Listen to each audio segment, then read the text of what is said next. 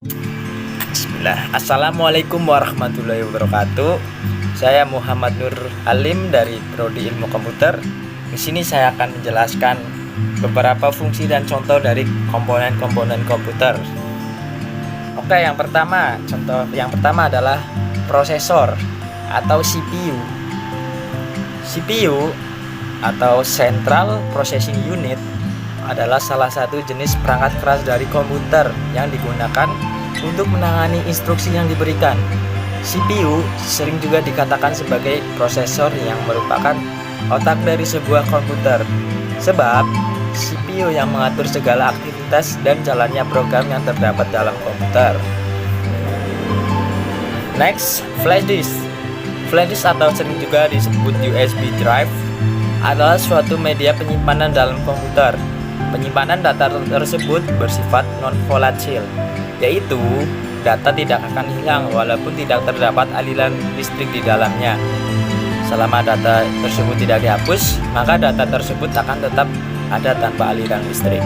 Flash disk dapat terhubung ke komputer melalui port USB yang terletak dalam motherboard. Selanjutnya, hard disk. Hard disk atau HDD merupakan salah satu perangkat keras komputer yang juga digunakan sebagai media penyimpanan.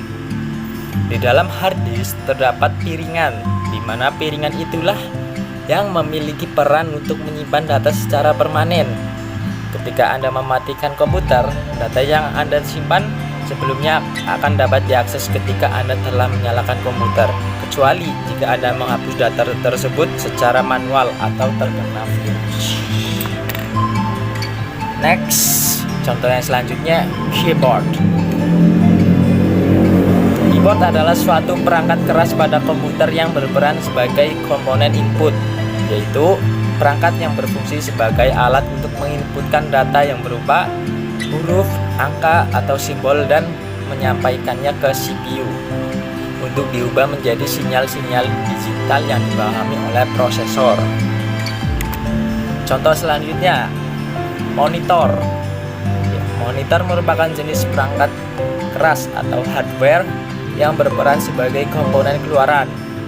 Monitor sering juga disebut dengan layar komputer. Layar itu digunakan untuk menampilkan hasil pengolahan data dalam bentuk grafis. Perangkat ini memiliki peranan yang sangat penting, sebab tanpa adanya monitor, maka perangkat komputer lainnya tidak dapat diamati secara langsung, kecuali dengan menggunakan perangkat output seperti proyektor. Contoh selanjutnya adalah RAM atau Random Access Memory. Adalah suatu jenis perangkat keras komputer yang digunakan sebagai media penyimpanan. Namun, berbeda dengan hard disk yang juga digunakan sebagai media penyimpanan. Sesuai dengan namanya, random yang berarti acak. Maksudnya, RAM memang digunakan sebagai media penyimpanan, namun penyimpanan yang sementara dan hanya dapat diakses ketika komputer dinyalakan dan acak.